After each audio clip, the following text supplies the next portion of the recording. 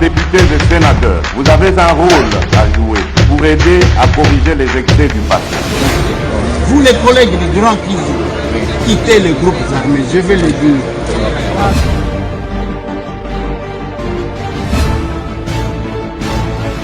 Messieurs, bonjour et bienvenue dans cette interview sur VOA Afrique. Nous avons le plaisir sur ce plateau aujourd'hui de recevoir pour vous le député national Eliezer Ntambwe qui est avec nous dans ce studio de la Voix de l'Amérique. Monsieur le député, bonjour. Bonjour Marius. Merci énormément de nous faire plaisir d'être là aujourd'hui pour vous poser quelques questions par rapport à l'actualité en République démocratique du Congo. Vous vous trouvez à Washington DC. Vous faites quoi ici ? Bon, comme vous savez, d'abord je vous remercie aussi pour l'invitation et l'honneur que vous m'accordez. Comme vous savez, il y a 4 mois maintenant que nous sommes présidents d'un parti politique qu'on appelle Action commune pour la République. C'est aussi le moment d'essayer de prendre contact dans le cadre de cette formation politique que nous venons de mettre en place. Mais aussi, en notre qualité de député national, on s'est dit, avec la situation qui prévaut actuellement dans notre pays, on ne peut pas négliger la force des États-Unis d'Amérique. Il fallait essayer de toucher quelques officiers et d'en discuter avec eux. Et nous n'allons pas revenir justement sur votre parti. Je rappelle que vous êtes président du parti Action commun pour la République. On parlera de votre parti politique tout à l'heure. Commençons par l'actualité politique en République démocratique du Congo, ces élections au mois de décembre. Avant d'en arriver là, quel bilan aujourd'hui, monsieur le député, vous faites de la gestion de Félix Tshisekedi à 4 ans au pouvoir ? Bon, vous savez que pour parler du bilan du président Félix Tshisekedi, il y a les gens qui versent trop dans la précipitation pour donner un bilan sans faire au moins établir d'abord le parcours qu'a connu le Messie. Le premier mandat de Félix Tshisekedi, moi je le considère comme ce que nous avons connu, ce qu'on a appelé 1+4. Là où les forces en présence s'étaient réunies et personne ne voulait répondre à personne. C'est ce qu'a connu Félix pour les 2 années avec le gouvernement Sylvestre Ilunga, que vous connaissez, que celui-là ne l'obéissait pas, la présidente de l'Assemblée nationale non plus, moi encore le président du Sénat. Donc, le président de l'Assemblée nationale ne devrait pas obéir au président. Pourquoi pas obéir au président? Il est le garant, selon la Constitution, le garant du bon fonctionnement des institutions. Et la personne de Félix, c'est lui, une institution. Parce qu'au Congo, c'est le président qui est l'institution et non la présidence. Donc nous, il nous faut être à 500, plus l'administration et le Sénat pour qu'on appelle une institution, qu'on appelle Parlement. Il y a l'institution judiciaire, il y a l'exécutif, tout ce que vous voulez. Mais Tshisekedi lui-même, il est une institution selon l'esprit de la Constitution. Voilà pourquoi j'ai dit, d'abord, il a souffert, comme ce que nous nous rappelons. Marius, vous savez, au Congo, sous 1+4, qu'est-ce qu'on a construit? On n'avait rien construit. On a eu même à détourner tout un budget d'une année. Ils se sont partagés, les forces en présence, parce que ni Bemba, ni Zaïdi, ni Hérode a été proche de Kabila. Personne qui était redevable vis-à-vis de l'autre. C'est ce qu'on a connu. Maintenant, on formule, on fait l'union sacrée. L'union sacrée, on apporte les gens qui se comportent en opposant au sein du gouvernement. Pour preuve, vous avez entendu quelques-uns dire que bon, nous avons démissionné parce que nous devons répondre à l'appel de notre formation politique. Faites-vous allusion à Moïse Katumbi? Je fais allusion à ceux qui ont démissionné. Christian Mwando, Chéribin, aucun des autres. Proche de Moïse Katumbi? Oui. Alors, ils ont dit ça aux gens, qu'ils ont démissionné parce que leur parti, le parti qui les a recommandés au gouvernement, leur a interdit de continuer à être là.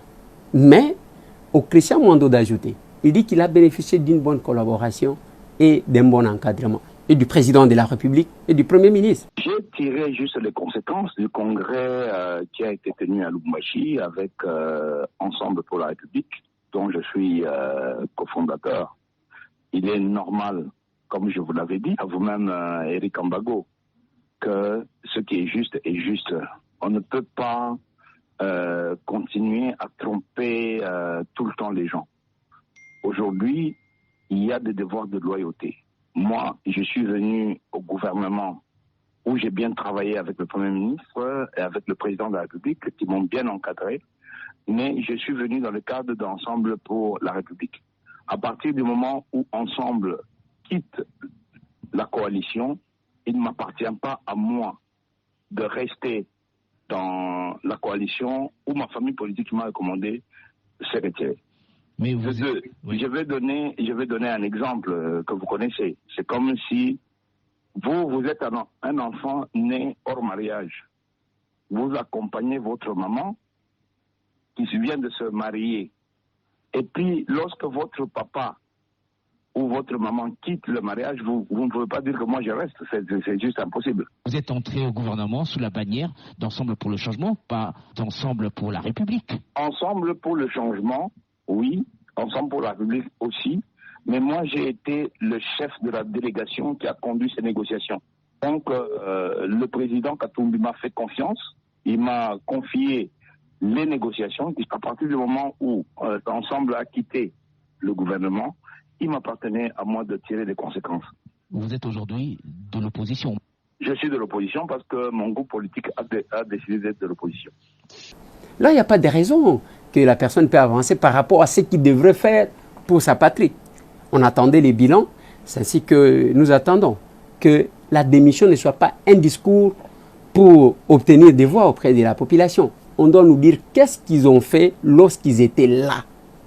Et pendant ces temps, si vous voyez, avec la démission de ces gens-là, vous allez sentir que ce sont les gens qui n'étaient pas redevables vis-à-vis de la République. Ils ne travaillaient pas pour l'intérêt de la République, mais par contre pour l'intérêt de leur famille politique. Et d'ailleurs, je vais encore souligner quelque chose. Moi-même, je suis élu de l'Ensemble pour le changement de Moïse Katumbi. Mais ceux qui ont tenu le congrès pour décider ne sont pas de l'Ensemble pour la République et ne sont pas de l'Ensemble pour le changement. Là où nous avons été élus, ce sont les membres d'un nouveau parti politique comme l'Action commune pour la République qui venait de naître. L'Ensemble pour la République n'a pas encore de députés. Maintenant, cette obligation de redevabilité-là, moi je pense que, bon, en fait, et ce sont nos aînés que nous respectons en politique, mais je pense que les gens n'ont pas eu la volonté de servir la patrie. Je vais encore vous reposer la question. Quel est le bilan, selon vous? Quel bilan faites-vous de la gestion de Félix Tshisekedi? Le bilan est positif. Parce que c'est quelqu'un qui s'est battu dans des conditions les plus difficiles, où d'un côté, les gens qui choisissent comme collaborateurs travaillaient pour d'autres intérêts, mais Tshisekedi s'est battu. Aujourd'hui, je peux parler par rapport à l'agression que vous voyez à l'est du pays. Depuis quand vous avez vu un président pointer du doigt Kagame? Si ce n'est Félix. C'est le régime rwandais avec Paul Kagame à sa tête qui est l'ennemi de la République démocratique du Congo. Un simple civil, qui n'est pas militaire, mais défie quand même l'homme que vous connaissez et ses pratiques et son comportement. Voilà. Moi, je pense que par rapport aux conditions dans lesquelles Félix Antoine Tshisekedi a passé tous ces 4 ans, toutes ces 4 années, je dis, c'est un homme fort. Il faut le féliciter et l'encourager. Donc le bilan est positif. Vous parlez de la sécurité à l'est de la RDC, dont la situation se dégrade de plus en plus. Vous parlez du social du peuple qui s'est amélioré depuis que Tshisekedi est là. C'est à quel niveau que c'est positif? J'ai bien aimé la façon dont vous avez formulé la question. Mais il fallait dire que Tshisekedi a hérité d'abord une armée très fragile. Une armée qui dépendait du Rwanda totalement. C'est comme ça que nous, à l'ACER, nous avons lancé l'opération la dérwandarisation de la RDC. Soki tolobela ane ya mbutu mbutu. Totali sabina opération kanga muliki. Tata, oyibi eloko nanga, zongisa yango. Toleka na identification. Toyebani biso tu toleka de classe moko. Pona mbula oyo. Et ça, année, il y a dérwandarisation de la RDC. Mais on ne va pas laisser des étrangers venir occuper le pays d'autrui. Et si on veut le repousser, on devient génocidaire. Le problème aujourd'hui de l'insécurité dans la région des Grands Lacs s'appelle le Rwanda. C'est le Congo qui a des terres à récupérer au Rwanda et non le contraire. Bakor Bassigna. Des ministres de la Défense congolais et rwandais. Ils signent un accord. Ils ont hypothéqué notre souveraineté. Les deux parties conviennent de ce que les armées rwandaises peuvent entrer au Congo et surveiller les 9 frontières. Système Ezabatu batiango en place. Batu bakolongolango pe Zabatu. Système wana oye kota uta AFDL système wana na kodeboulone yango. Ba Rwandais, ba complice na bango, ba oba memaka na bango. Mpula oyo, il faut te délivrer mboka na biso. Nous disons qu'ils puissent rentrer chez eux. Ezala babatama na politique, ezala babatama na armée. 2 espions rwandais agissant sous la couverture d'une ONG. Ezala babatama na business et tona ba ONG. C'est une association qui est basée aux États-Unis, finance justement ce groupe armé dans l'Est. Nous allons rwandariser notre pays. Je dénonce cette énième agression dont mon pays est victime de la part de son voisin le Rwanda. Et la communauté internationale est là. Calme. Pourquoi Toloba Kanabino Tozaba capable.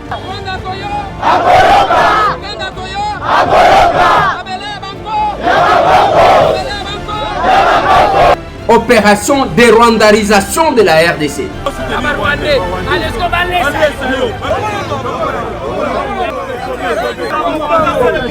Bokoyoka.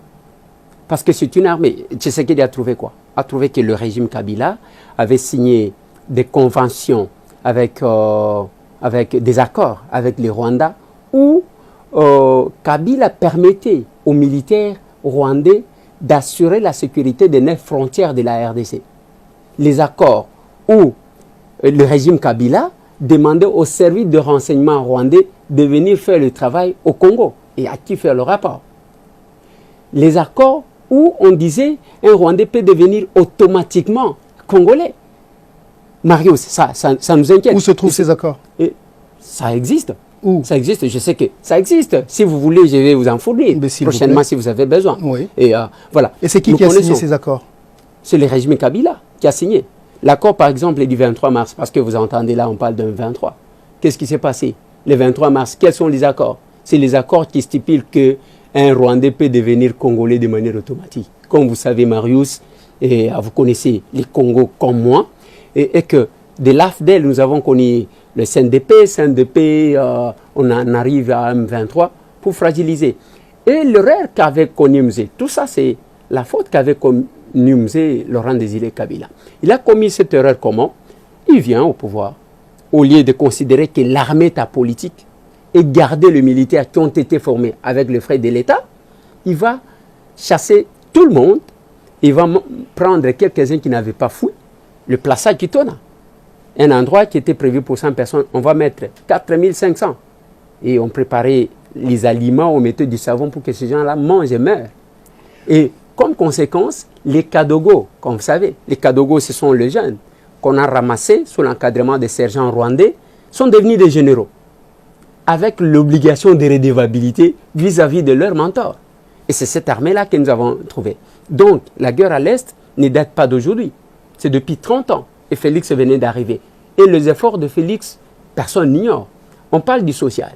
Le social, c'est ce que je vous ai dit, ce n'est pas le chef de l'État qui va tout faire. Le fonctionnement des institutions est complémentariste. Et qu'est-ce qui s'est fait? On met en place un gouvernement. On donne à chaque ministre les fonctions parce que chaque ministère représente un besoin de la population.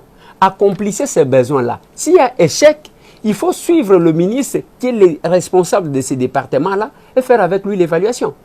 Oui, certainement qu'on peut dire, c'est le chef de l'État, on va tout mettre sur sa tête. Mais aujourd'hui, nous avons connu le premier gouvernement de Sylvestre Ilunga avec les kabylistes, les gens du FCC qui font l'opposition entre guillemets aujourd'hui. Et le deuxième gouvernement, c'est avec les gens de Katumbi, de Bemba, de Bati. Mais ça n'explique pas que le bilan soit positif. Donc sur le plan social, vous pensez que les choses se sont améliorées? Non, selon vous? Je dis que sur le plan social, il y a des petits soucis. Ouais. Parce que les gens qui ont été les choses sont meilleures qu'à l'époque. Enfin, non, mais pas du tout. Pas du tout. Ce n'est pas ce que j'ai dit. J'ai dit tout simplement que ceux qui sont censés répondre à ces besoins-là n'ont pas répondu, mais ils ont bouffé l'argent de l'État. Alors, le bilan, c'est vous qui le faites. Vous l'avez dit au début. Vous étiez proche. J'espère que je ne dis pas n'importe quoi. Vous êtes proche. Vous étiez proche de Moïse Katumbi, qui est parti de l'Union Sacrée. Que pensez-vous? Si vous êtes encore proche ou pas, vous nous le direz. Que pensez-vous du départ de Moïse Katumbi de l'Union Sacrée? C'est l'expression de la démocratie. Il a estimé qu'il ne pouvait plus continuer. Il est parti. C'est un choix. Je respecte son choix. Et ça, c'est une raison pour laquelle vous n'êtes plus avec lui? Non. Moi, vous pouvez poser la question à quiconque. je les ai annoncés au cours de nos différentes réunions que la manière dont ils fonctionnaient avec leur regroupement politique, ça m'a poussé, moi, à créer mon parti politique. C'est ainsi que nous avons mis en place l'Action commune pour la République, les partis les plus fréquentés de la République. Et c'est la question que j'allais poser justement. Pourquoi avez-vous, monsieur le député, décidé de créer votre propre parti politique? Quelle est votre vision? Parce que j'estime que les politiciens ne sont pas vrais. Ils disent autre chose, ils font autre chose. La journée, ils ont un autre visage. Vous êtes politicien? La nuit. Et je ne suis pas politicien comme tout autre politicien. Oui, je suis politologue de formation, comme vous savez. Et vous êtes politicien, donc vous ne dites pas la vérité non plus. Vous n'êtes pas vrai comme les autres. Non, pas du tout. Ah, okay. Il n'y a pas de règles sans exception. Donc vous êtes une exception. Oui, je suis une exception. Parce que si j'étais comme les autres, je continuerais à rester avec eux. Je vis comment les gens fonctionnent. J'estimais que non, ce n'est pas ça la politique que moi je vois. Parce qu'en politique, on ne va pas chercher l'argent, Marius. En politique, on va servir. Mais si vous ne savez pas servir, c'est un problème. Ici, vos voisins, au Canada ici, pour occuper des fonctions étatiques, on doit vérifier si vous avez déjà fait le bénévolat dans votre vie. L'esprit de sacrifice. Ce n'est pas ça que nous voyons, quelqu'un fait tout pour devenir ministre, il ne sert pas la République, il ne laisse pas les traces, mais s'enrichit soi-même. Et c'est pour ça que vous avez créé votre parti politique. Et c'est comme ça que nous avons dit, nous allons faire la politique autrement. Parce que chez nous, c'est le pouvoir de l'amour, ce n'est pas l'amour du pouvoir. Pour preuve, c'est le tout premier parti politique qui a commencé à valoriser l'agriculture. Parce que tout le monde, on peut parler français et se mettre en veste. Fin de fin, on va chercher quelque chose à manger. Et chez nous, nous avons des politiciens qui vous répètent les mêmes discours. Nous avons autant je ne sais pas, autant de kilomètres de terres arables, ainsi. Mais qu'est-ce que vous faites de ces terres-là? L'Action commune pour la République, c'est le tout premier parti politique qui a des champs aujourd'hui. Nous n'avons que 4 mois. L'Action commune pour la République, c'est l'unique parti politique qui a acheté au bout d'un mois 3 tracteurs pour commencer le travail. Avec quel argent?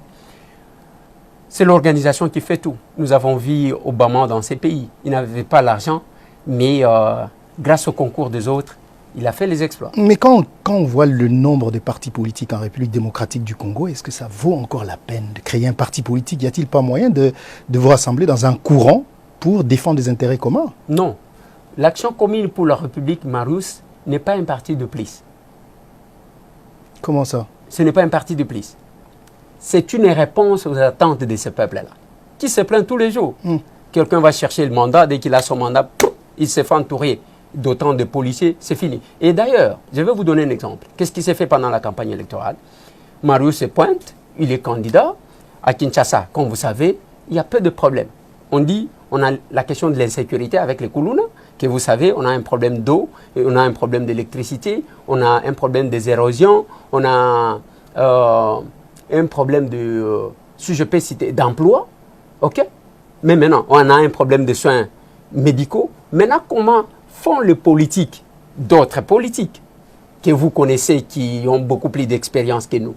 Après avoir promis ça, on va faire ça, ça. Dès qu'il est pas élu député, il se prend lui-même, il se tape lui-même 6 policiers.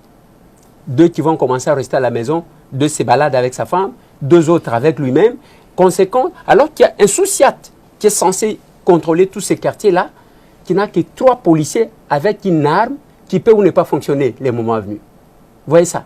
L'appropriation de la sécurité. Et c'est ça que vous voulez changer, c'est ça? Attendez, Marius, on s'en fout des autres. La question de la santé, que je fais allusion, on promet la santé aux gens, on ne fait pas des efforts pour mettre en place des structures hospitalières qui sont capables de nous prendre en charge. Parce que nous avons les médecins partout ici que vous connaissez. Mettez les conditions, ils vont rentrer chez eux. Ils vont travailler en Afrique du Sud. Quand quelqu'un est évacué, il va trouver le Congolais là-bas. Mais on ne fait pas ça. Qu'est-ce qu'on fait? On attend quand on va tomber malade, on sait qu'on va m'évacuer, mais on s'en fout de ce peuple-là. Et la question de l'eau et l'électricité, si là où le député, les candidats députés à l'époque, restaient, ils trouvent qu'il y a un problème d'eau et d'électricité. Ils décident de déménager sans trouver une solution. Ça, sont les discours démagogiques. Et nous, à l'Action commune pour la République, on s'est dit, nous allons faire la politique autrement. Ce que nous disons, c'est ce que nous faisons parce que nous sommes capables. Et à l'Action commune pour la République, d'autres partis, les gens s'appellent les camarades. La camaraderie, vous savez, ne vaut même pas l'amitié. Mais à l'Action commune pour la République, Nous nous appelons le capable. Quand nous savons qu'en République démocratique du Congo, les partis politiques où les gens sont élus par rapport à leur appartenance régionale, votre parti est implanté dans le Kwango, à Kasongolunda, avec l'honorable Doug Kulungu. Quelles sont les chances que vous avez de réussir de ce côté-là? Dans 4 mois, nous avons beaucoup de provinces que nous avons déjà connues. Dans 4 mois. L'ACER, c'est le parti le plus populaire aujourd'hui à Goma, dans le Nord Kivu. Ça, c'est vous qui le dites. Hein. Il faut vérifier. Je sais que vous êtes grand journaliste. Vous n'avez qu'à prendre votre téléphone appelé. L'Action commune pour la République est au Nord Kivu, est au Sud Kivu, et dans les Congo central. Les grands Bandundu, vous venez de les dire. Les grands Kasaï, si je peux le dire. Les grands Katanga, nous sommes là. Donc, dans 4 mois, nous sommes peut-être à 80% du territoire national. Donc, ici, il n'y a pas de question. Et d'ailleurs, c'est parmi les éléments qui nous ont poussé de créer le parti politique. Parce que la plupart des partis politiques, c'est comme en 1960 où les mutualités s'étaient transformées en partis politiques. Et vous allez trouver que les Palou, c'est pour les gens de Bandundu. Des fois, l'UDPS présente les gens, l'imam des gens de Kasaï. La Bako, c'est pour le Congo central, ainsi de suite. Et les Boké, les Bangala, à l'époque, et les Konakat. Mais nous avons mis en place, parce qu'un parti comme ça n'a jamais existé. Un parti qui a une dimension nationale. Ça n'a jamais existé. C'est le tout premier parti politique qui se veut national et dans peu de mois. Maintenant que vous n'êtes plus avec Moïse Katumbi, allez-vous soutenir Félix Tshisekedi aux prochaines élections, votre parti politique? La campagne de 2018, moi, j'ai battu campagne pour Félix. J'étais avec lui. Je n'avais fait que 4 jours à Kinshasa pour ma campagne. Et bien que ce que nous avons frappé, on a... Je sais que vous étiez le député le mieux élu de Ouais. votre circonscription de Lukunga. Ouais. Mais est-ce que vous allez battre campagne pour Félix Tshisekedi? Bon, on ne peut pas se prononcer si les candidatures ne sont pas encore déposées. Tout le monde sait que le président de la République, Félix Tshisekedi, sera candidat aux Non. prochaines élections. Tout le monde le sait, mais il n'a pas encore officialisé. Nous allons voir si les candidatures sont déposées. Je ne vais pas me lancer dans une campagne précipitée.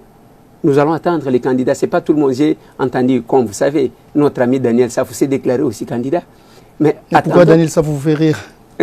Non, mais après, il est allé à Lubumbashi.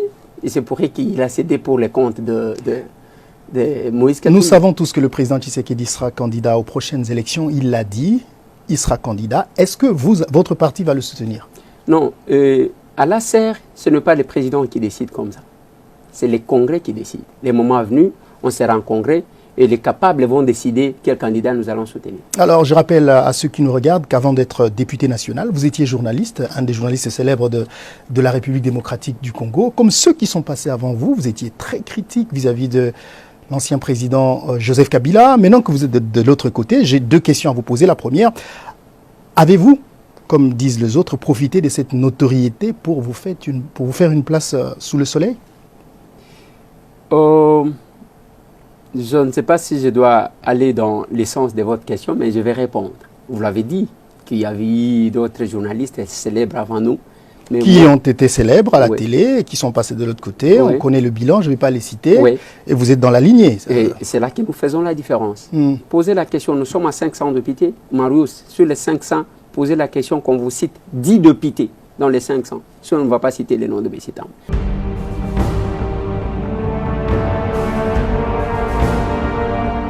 banani bazo dédoubler ba chef coutumier soki mutu batie ministre alukinde kona ye na village akomisa chef coutumier bandi ko bundisa o batia na kati eza biso ba politicien honorable président nazo funda biso ba politicien po nini nazo funda parce que honorable président esengeli tozala correct et juste honorable président tangu tozolo bake bako sanctionner ba conservateur qui ignore que biso ba politicien de topesaka injonction. Nous prenons l'article 202 où il y a projet ba yeli biso.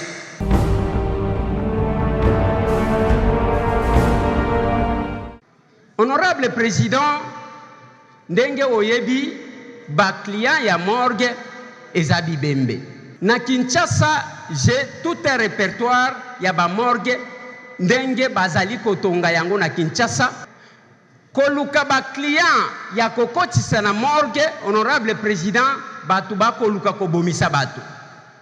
Il y a peu honorable président oyebi si biso ndenge nini Covid ezongi na ba maladie belé.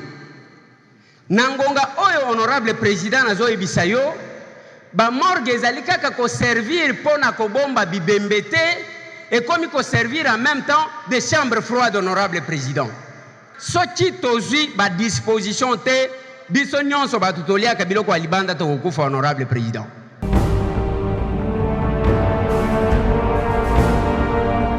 Ici, nous avons ratifié autant de lois en rapport avec la sécurité dans notre pays.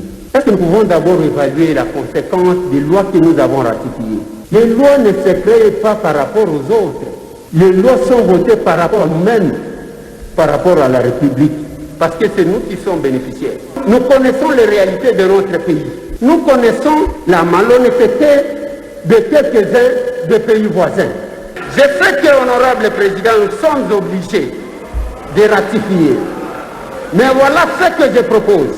Nous allons ratifier moyennant une condition d'application, par exemple, dans 5 ans de cette loi. Il est temps pour nous de nous organiser.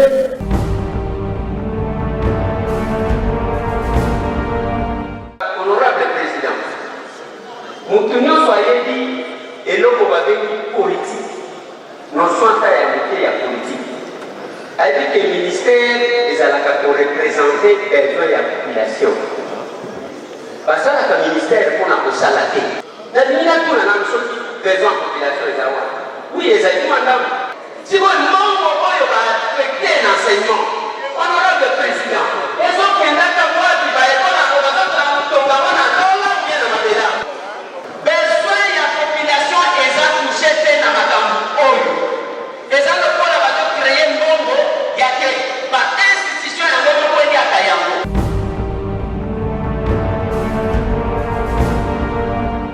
Honorable Président, si je prends la parole, c'est parce que je pense qu'il y a une erreur qui s'est glissée. Cette erreur fait croire, fait passer pour une nouvelle matière les dossiers de la CNDH. On dit envie de formaliser le renouvellement du mandat. Non, Honorable Président. On vient appliquer les textes.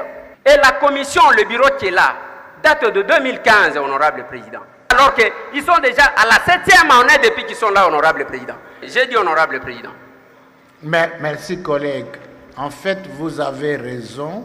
C'est clair. On peut clore ce débat. Nous corrigeons entériner et non enclencher.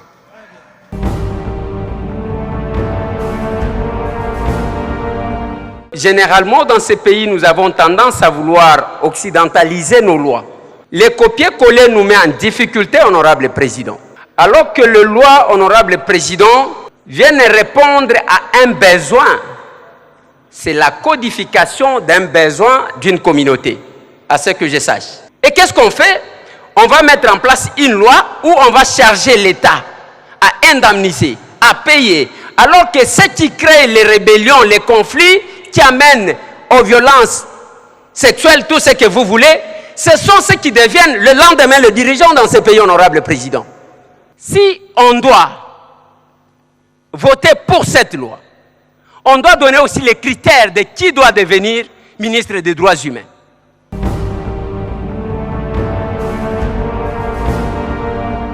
Chers collègues, moi-même je ne suis pas médecin, je ne suis pas infirmier. Heureusement que les docteurs venaient de parler.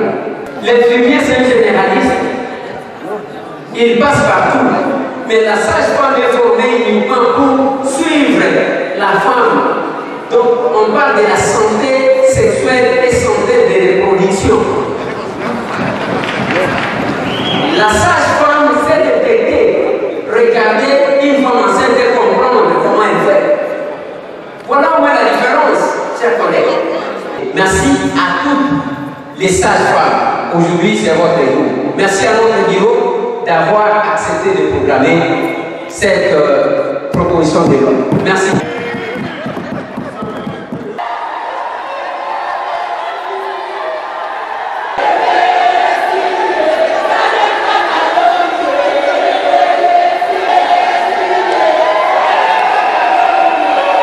Parce qu'en venant, je savais qu'il y a eu nos collègues qui nous ont précédés là-bas, qui se sont enterrés carrément. Et nous, quand nous venons, je vous ai dit que des formations, d'abord, je suis politologue. Donc, j'avais la théorie et la pratique en tant que chroniqueur politique. Et maintenant que je suis là, nous sommes parmi les députés, en toute humilité, qui bougent cet hémicycle-là. Et j'ai compris une chose. Être corrompu, c'est un choix. Être crédible, c'est aussi un choix. Mais moi, j'ai opté pour la crédibilité. Parce que quand quelqu'un va chercher à tout prix avoir l'argent politique, du coup, il se compromet. Voilà pourquoi nous sommes là. Aujourd'hui, vouloir ou pas, nous faisons quand même la fierté de vous, journalistes, nos collègues.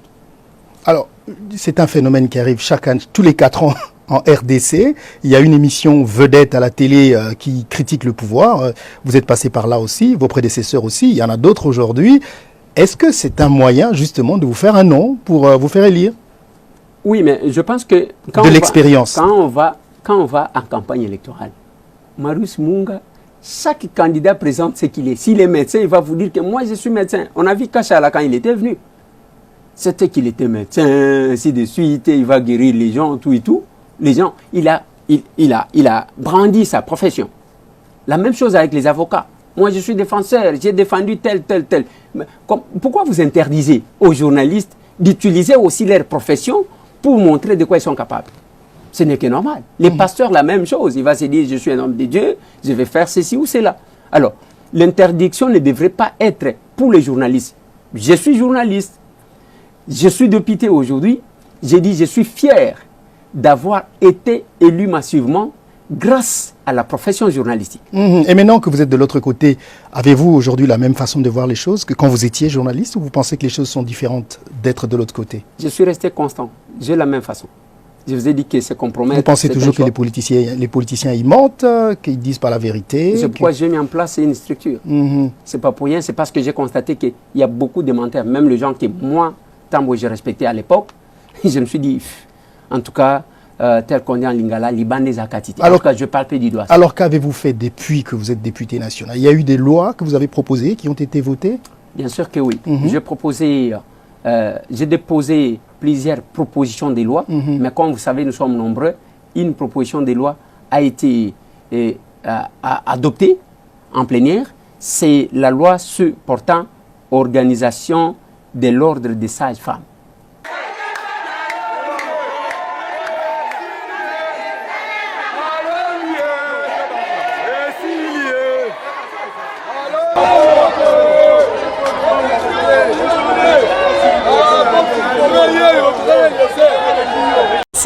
Topesa merci na ba collègue nanga ba député yami balé pour la kisabino ke musala ya parlementaire yango wana toyaki ko voter mibeko toyaki ko contrôler et toya wana tokata katendengo moni biso boye tokata ka jamais balien na ba base na biso yango moni lelo tango na ya kotika yango na yaka kotika na mbunda te mais lelo ezamu kolo munene ba sage femme ndenge ba ko sepela wana ko yoka peuple ako solola. C'est ça au ba bengi le peuple d'abord. Le peuple d'abord ils a ko sala mibeko pour na peuple wana. Le peuple d'abord biso tolobaka to sale laka pouvoir ya bolingo olia bolingo ya pouvoir parce que bolingo ya pouvoir ils a le koso ko bomande kona yo.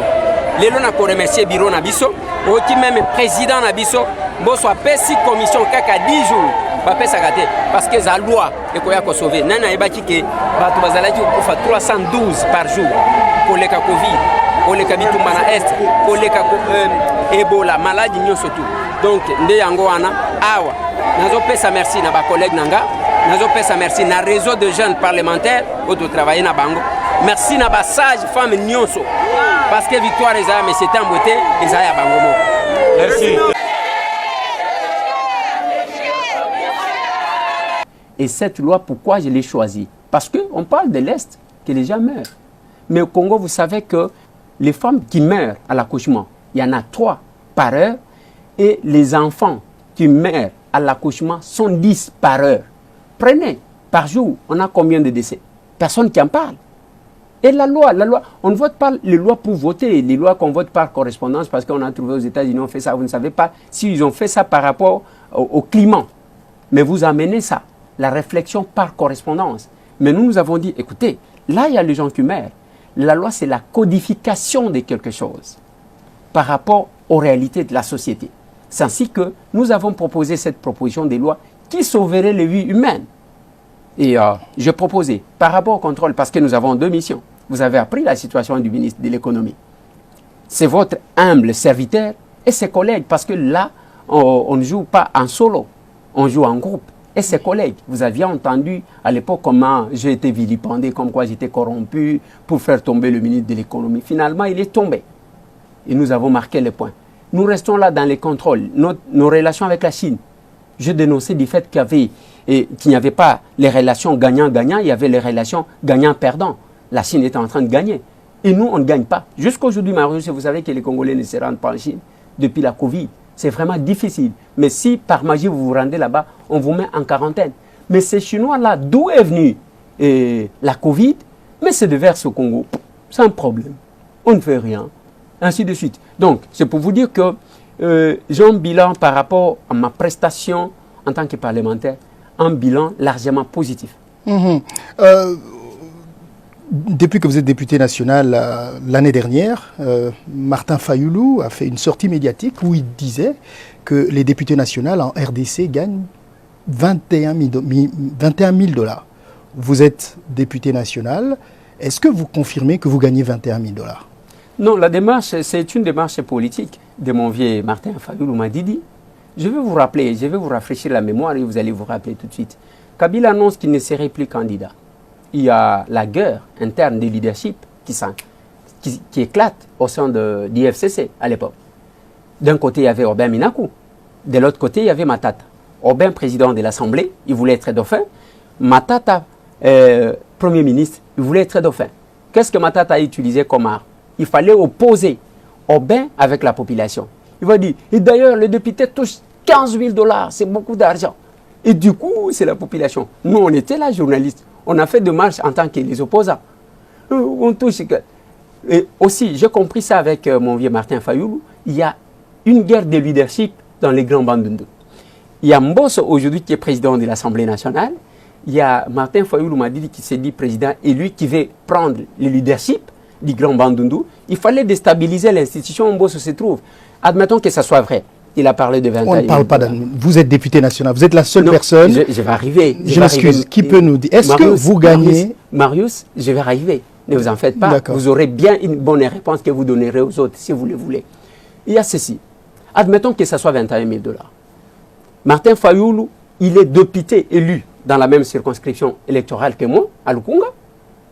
Il s'est fait représenter. Il y avait la collègue Charlotte qui est décédée. Il y a une autre collègue qui est venue le remplacer, qui lui remet tout ce qu'on verse à l'Assemblée nationale. Il va parler au mois d'août, que c'est depuis le mois de janvier qu'on paye aux députés 21 000 $. Admettons que ce soit vrai. Moi, j'ai accompagné à l'époque Martin Fayulu à la banque à Freeland. Là où il s'était dit, on m'a versé l'argent dans mon compte, je ne suis pas d'accord avec cet argent, je vais retourner. Où est-ce que nous avons vu Martin Fayulu aller retourner cet argent? S'il était contre réellement, s'il était sincère avec ça. Le député national, comme moi, je touche 14 95 francs congolais, l'équivalent de 7 000 $. Et je crois que j'ai imprimé mes bulletins de paie avant de venir aux États-Unis.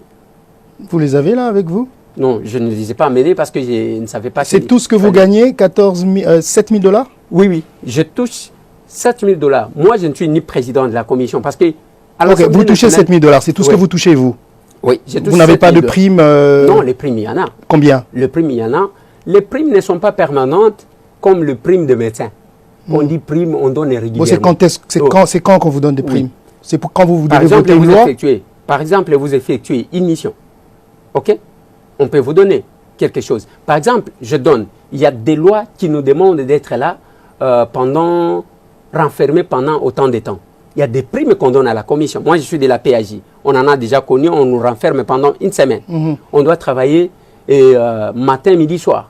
OK? Là, il y a des primes qu'on nous donne. Mais s'il n'y a pas ça, on ne va pas commencer à vous donner des primes chaque jour. Non, ça ne se fait pas. D'accord, on va finir peut-être par là. Aujourd'hui, vous connaissez la situation qui prévaut à l'est de la République démocratique du Congo. Les voix se lèvent. Mais qu'est-ce qu'au niveau de l'Assemblée nationale, vous, en tant qu'élu du peuple, êtes en train de prévoir ou êtes en train de faire pour faire bouger les lignes à l'est de la RDC? C'est parmi les éléments, les raisons qui m'amènent ici, aux États-Unis, parce que j'estime qu'il ne faut pas négocier avec les commissionnaires. Il faut voir qui peut réellement trouver une solution. Aujourd'hui, les Rwandais, vous savez, les Rwandais représentent quoi par rapport au Congo? Quelle est cette force-là que le Rwanda a? nous avons estimé qu'il faut remonter les filles pour négocier avec les grands, entre autres les États-Unis, pour qu'ils comprennent, parce que des fois j'avais entendu un émissaire américain qui était passé au Congo. Après le Congo, il est allé au Rwanda. Il a déclaré que l'interaction qu'ils ont avec les Rwandais n'est pas la même avec le Congo. Voilà pourquoi nous marchons, nous nous promenons pour dire aux Américains, nous sommes capables d'avoir ces interactions que vous cherchez. Tout ce que les États-Unis, nous connaissons les rôles que jouent les États-Unis dans notre pays. Chaque fois qu'il y a un problème, chaque fois qu'il y a un problème, chaque fois qu'il y a un dictateur qui veut s'imposer, c'est les États-Unis qui les bousculent. Ça, nous reconnaissons. Autant nous voulons demander aux États-Unis de manière claire que ce n'est pas en considérant qu'on n'interagit pas correctement avec les États-Unis. Peut-être c'est pour la langue, comme le Rwanda est devenu un pays anglophone, dont vous connaissez quand même quel type d'anglais qui se trouve là-dedans. Alors, mais ce n'est pas ça le cas. Et aussi, ils utilisent quelque chose que vous savez. On est en train d'exécuter les Tutsis, nous sommes les Banyamulenge, nous sommes communautés minoritaires. Marius Munga, vous pouvez me dire au Congo, quelle est cette tribu, cette communauté majoritaire? Nous sommes là 450 tribus. Au Congo, il n'y a pas de communauté majoritaire. Tout le monde est minoritaire. Et nous voulons faire voir ça. D'abord, au niveau ici, des États-Unis, au niveau des Occidentaux en général, ce qui se passe. Comment est-il possible? L'Ukraine, la guerre venait de commencer. On parle, c'est dans tous les salons, Ukraine, Ukraine, Ukraine. Mais nous sommes en train de mourir tous les jours. Nous, en tant que députés, nous cherchons d'abord à toucher les grands. Ça, c'est un. De deux, d'ailleurs, le président Bosso nous avait parlé de la diplomatie parlementaire qu'on devrait activer. De deux, on doit chercher à dérwandariser nos services. Soki tolobela ane ya mbutumbutu. Totali sabino opération kanga muniki. Tata, oyibi eloko nanga. Zoki sa yango. Toleka na identification. Toyebani biso tu tolegu de classe moko. Pona mbula oyo eza ane ya dérwandarisation de la RDC. Mais on ne va pas laisser des étrangers venir occuper le pays d'autrui, et si on veut le repousser, on devient génocidaire. Le problème aujourd'hui de l'insécurité dans la région des Grands Lacs s'appelle le Rwanda. C'est le Congo qui a des terres à récupérer au Rwanda et non le contraire. Bakor Basigna. Des ministres de la Défense congolais et rwandais, ils signent un accord. Ils ont hypothéqué notre souveraineté. Les deux parties conviennent de ce que les armées rwandaises peuvent entrer au Congo et surveiller les 9 frontières. Système ezabatu bachango en place. Batu bakolongola ngo pesa batu. Système wana oye kota uta AFDL, système wana na ko déboulonner yango. Ba Rwandais, ba complice na bango, ba oba memaka na bango. Mpula oyo, il faut délivrer mboka na biso. Nous disons qu'ils puissent rentrer chez eux. Ezala babatama na politique, ezala babatama na armée. Deux espions rwandais agissant sous la couverture d'une ONG. Ezala babatama na business et tona ba ONG. C'est une association qui est basée aux États-Unis, finance justement ce groupe armé dans l'Est. Nous allons dérwandariser notre pays. Je dénonce cette énième agression dont mon pays est victime de la part de son voisin le Rwanda. Et la communauté internationale est là. Calme. Pourquoi tolobaka na bino tozaba capable. Rwanda toyo. Aboloka. Rwanda toyo. Aboloka. Abele banko. Opération dérwandarisation de la RDC.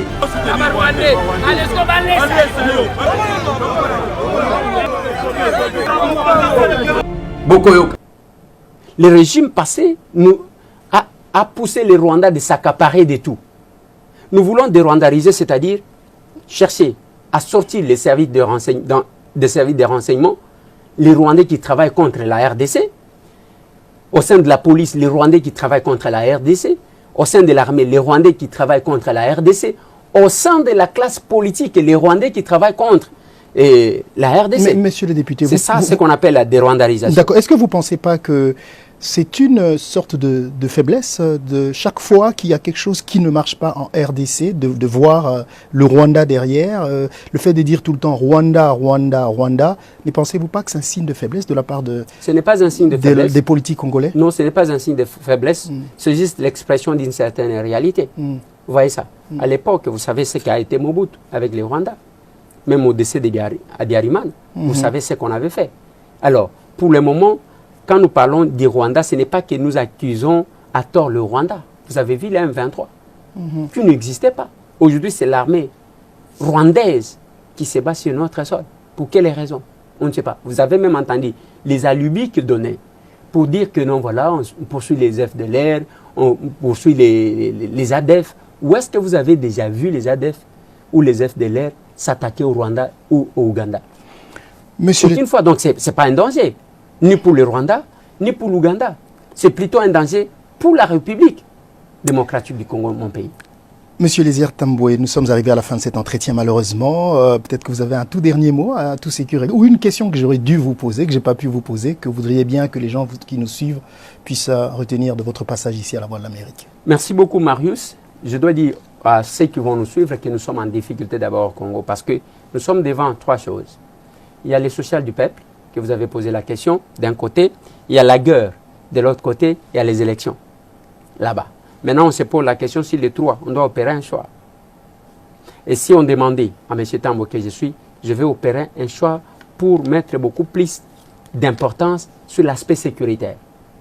Mais comme deux fois on organise les élections, pas pour nous-mêmes, mais pour les autres, parce que la communauté internationale fait pression, il faut faire les élections dans les délais, on sera obligé de les faire.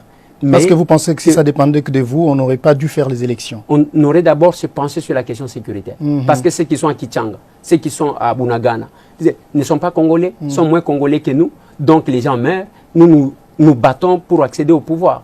Même si quelqu'un d'autre accède au pouvoir aujourd'hui, il ne fera pas de miracle. Donc vous donnez raison à Kabila qui, en 2018, n'a pas voulu organiser les élections à Béni parce qu'il y avait des problèmes de sécurité?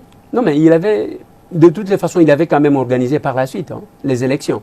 Mais les élections, il avait organisé les élections partielles. Les autres avaient voté. Moi, je pensais peut-être qu'on pouvait se concentrer sur la question de la sécurité avant d'en arriver aux élections.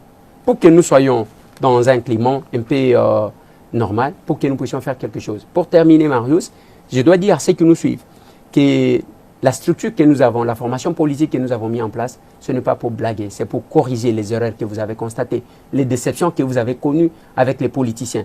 Nous, Action commune pour la République, nous sommes capables de les corriger parce que nous-mêmes, nous sommes modèles de ce que nous disons, de ce que nous faisons et on ne fait pas de la démagogie.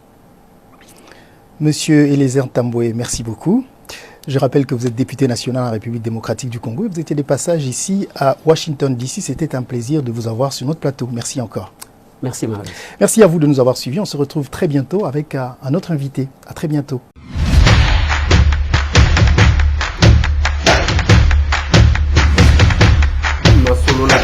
Honorables députés et sénateurs, vous avez un rôle à jouer pour aider à corriger les excès du passé. Vous les collègues du Grand Kivu, quittez les groupes armés, je vais le dire.